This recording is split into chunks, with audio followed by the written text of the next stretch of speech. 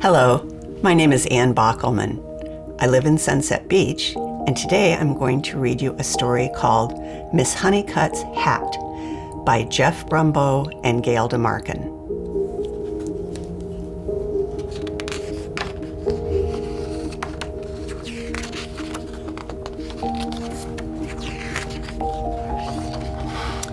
One fine day, in the tiny little town of Littleton, everyone was as busy as could be.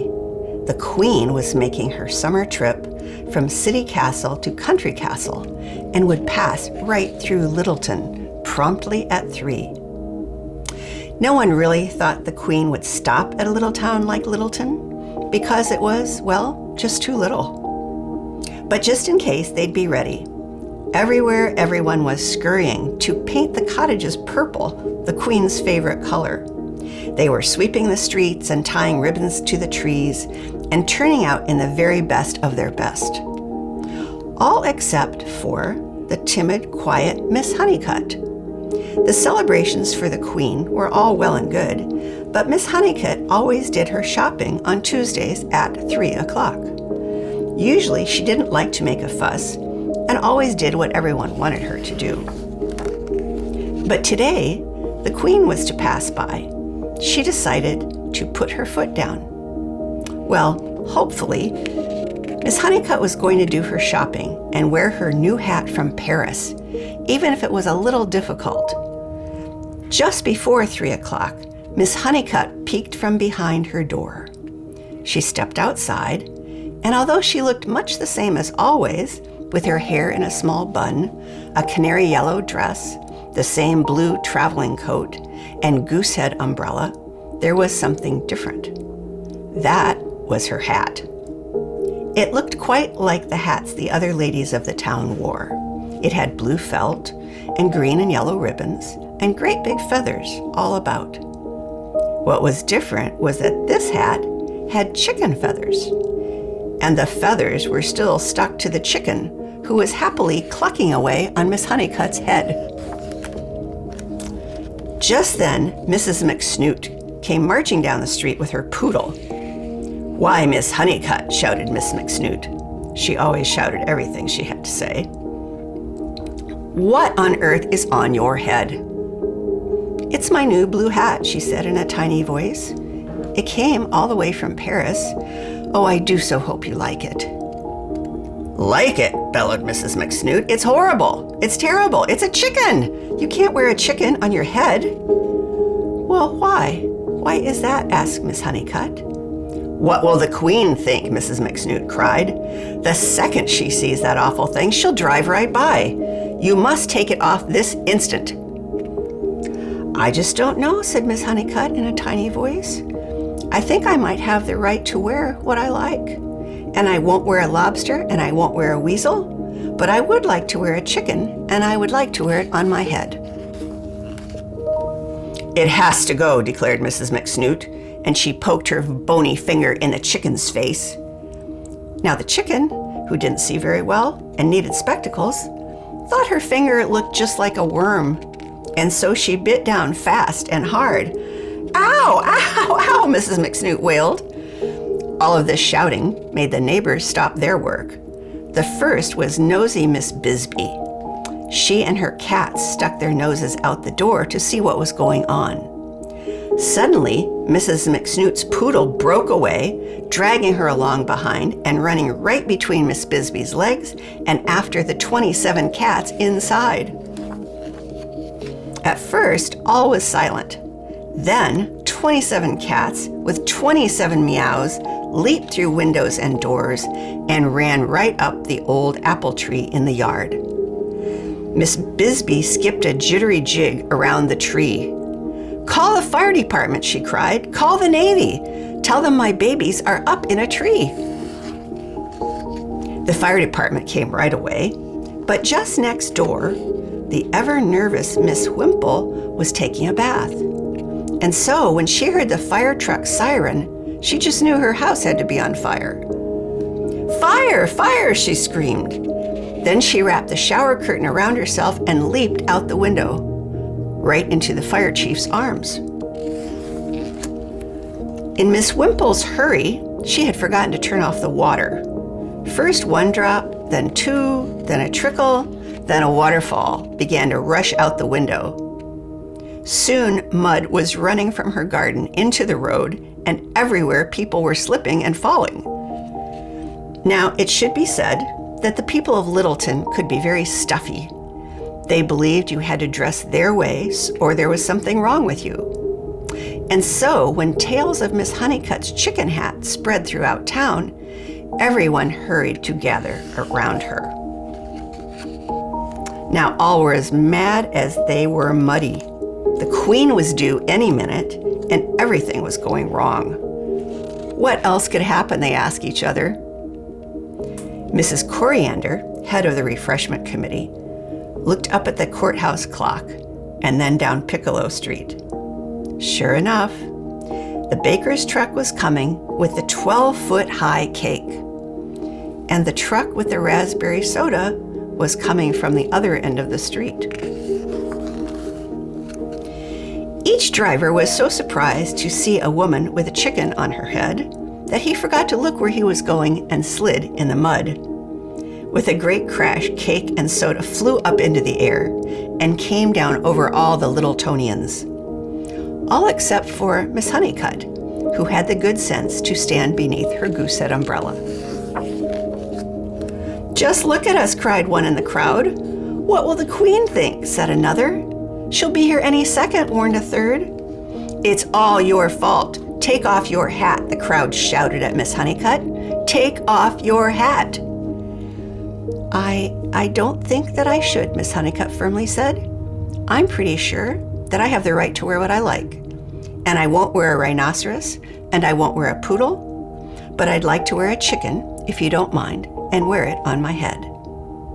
The crowd grumbled and groaned, but Miss Hunnicutt stood a little taller than before. Just then, Mayor McTwiddle walked over. "What in heaven is going on here?" he cried. "Look at her in that hat," cried one. "This mess never would have happened if she hadn't put on that horrible thing," said another. "Now, Miss Hunnicutt," said the mayor, "we can't have your hat laying eggs when the Queen comes by now, can we?" That wouldn't do at all. Therefore, as the royal mayor of Littleton, I must demand that you remove that ghastly thing this instant. "I will not," she replied in a voice that was now both loud and sure. "I have a right to wear what I like, and I won't wear a flounder, and I won't wear an orangutan, but I will wear a chicken, and I will wear it on my head." "It's an abomination," the crowd shouted. "The Queen will laugh at us as she rides by." The mayor thought for a moment, and, as he did at such times, he placed a finger on the tip of his nose. "There must be a law against wearing a chicken hat, and if there isn't, well, there should be. Therefore, I have no choice but to put you, Miss Hunnicutt, in jail." This made her very mad indeed. "You can't do that," she cried. "Just what do you mean by telling me what I can't do?" "Why, I am the mayor," said the mayor. "What do I mean?" said Miss Hunnicutt. "I mean corn cobs." "Corn cobs?" said the mayor. "Corn cobs?" said the crowd. "Corn cobs," Miss Hunnicutt said again. "Every night at exactly 8, Mr. Yada likes to juggle corn cobs in his polka dot underwear." "Yes, it's true," Mr. Yada said reluctantly. He then took out 6 corn cobs and began to juggle, and the children in the crowd clapped. "Now Miss Bisbee," continued Miss Hunnicutt, "she talks to her cats like they're people and dresses them up in clothes, and they're very well dressed indeed." "And you, Mr. Mayor?" Yes, said the mayor. "But what on earth has this to do with you and your hat?" "Well," said Miss Hunnicutt, "if you're going to put me in jail for doing something you think is silly, then you'll just have to put the whole town in too, because, as you see, they're just as silly as me." Mused the mayor with his finger on the tip of his nose. "A good point, a very good point indeed." Just then, the courthouse clock struck 3, and a boy called down from the tower, "Here she comes! Here comes the Queen!" The mayor rushed to stand at attention beside the road. Behind him was the Littleton Tuba and Tambourine Band, the Ladies' Snooker Club, the Gentlemen's Yodeling Society, and the townspeople. And all the way in the back was Miss Hunnicutt and her chicken hat. Everyone waved and hurrayed and hurrahed as the longest, blackest, shiniest automobile anyone had ever seen whooshed down Main Street. And just when it seemed as though the Queen was going to whisk right by, as always, the auto suddenly stopped. Then 7 royal guards leaped about like cats to help her out. The Littletonians gasped at the sight of the Queen. She wore a purple velvet cape, a dress that seemed to be woven from threads of sunlight, and slippers covered with bits of fallen stars. The Queen marched past the mayor. She marched past the Tuba and Tambourine Band, the Ladies' Snooker Club, and everyone else until she stood before Miss Hunnicutt. The crowd whispered and wondered how the Queen would punish her for wearing so hateful a hat. A minute passed, and the Queen clapped her hands 3 times. The royal guards jumped into the auto, and everyone bent their necks trying to see what was happening. At last they came out, grandly carrying the Queen's hat. The Littletonians could not believe what they saw. It was a red hat with festoons of yellow ribbons and tiny pink roses. There was a little bow in front and a happily gobbling turkey on top. With her hat properly in place, the Queen then spoke. "My dear, that is a most glorious hat," she said. "Would you care to trade?" Miss Hunnicutt looked her right in the eye. "I have the right to wear what I like, and I won't wear a platypus and I won't wear a wombat. But now that I think of it, I might wear a turkey. I just might wear it on my head." With their new hats placed just so, the Queen turned to go. But before she did, she had a word with Miss Hunnicutt. "I'm having a little bash for the usual kings and queens of the world. Why don't you pop by?" "That might be pleasant," Miss Hunnicutt replied, and the 2 new friends walked arm in arm to the longest, blackest, shiniest automobile anyone had ever seen and drove away. In the months that followed, first 10, then 22, then all the ladies of Littleton were seen wearing chicken hats of their own. Even the gents went about with a chicken style of their own. Finally, the town settled down to calm and quiet. Then one day, Miss Hunnicutt stepped outside her door to do her 3 o'clock shopping. She looked the same as always, with her hair in a small bun, a canary yellow dress, and the same blue traveling coat.